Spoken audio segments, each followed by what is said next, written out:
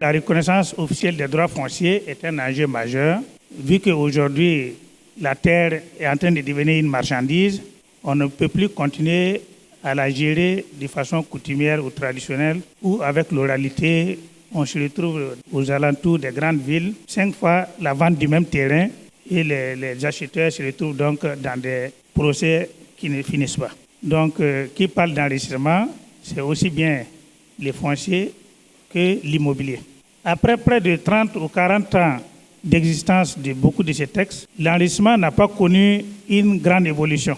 Donc, c'est vu l'insuffisance de tout ça, malgré les projets successifs qui ont fait des enrichissements, qu'aujourd'hui nous sommes réunis autour d'un nouveau projet que nous espérons va laisser un résultat satisfaisant. Pour enrichir les données concernant un bien foncier, nous devons déjà, dans un premier temps, identifier ce bien. Donc, la première information dont nous devons disposer, c'est des informations fiables sur le fond des terres de façon unique.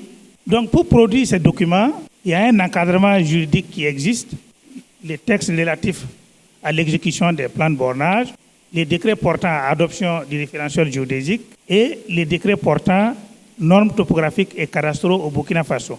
Comment dire la diversité des données dont nous disposons? Et si on veut aller à l'enrichissement systématique, c'est d'opérer un choix clair.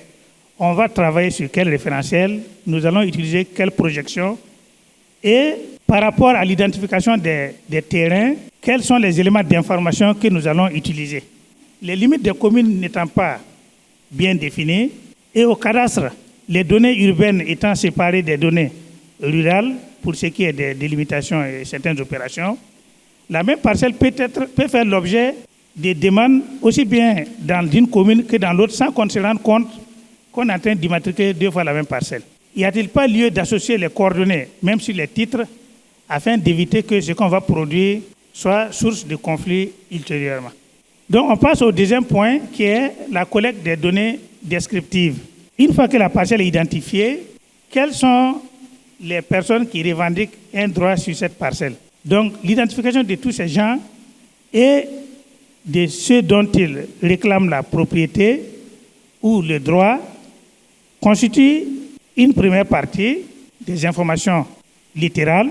Également les informations sur la localisation du bien, l'identification des titulaires de tous les droits, l'identification des témoins, les chefs coutumiers et traditionnels, les commissions foncières, les services administratifs, les riverains, la nature de l'immeuble, est-ce des terres cultivables, des prés, des vergers. Donc toutes ces informations qui ne sont pas ici exhaustives dans la présentation, mais qui peuvent être récoltées pour être associées à la parcelle, donc forment cette deuxième partie que nous abordons. Bon, un petit rappel quand même, qu'en milieu urbain, puisque ce que j'ai cité, c'est principalement pour le milieu rural, en milieu urbain, les données à collecter peuvent être légèrement différentes, puisque en milieu urbain, nous avons les bâtiments, donc nous aurons la localisation, l'identification cadastrale, l'identification des droits, la nature des matériaux de construction, les usages des bâtiments, les degrés de mise en valeur et de commodité de ces biens, etc. Donc, en conclusion, c'est de dire que les enquêtes foncières constituent une phase délicate dans le processus d'enrichissement des droits fonciers. C'est d'observer la prudence, car quelqu'un qui vient prendre une terre avec un coq, s'il vient se réclamer aujourd'hui propriétaire et qu'il a besoin d'un titre, ça peut devenir plus un problème qu'une solution à ce qu'on est en train de faire.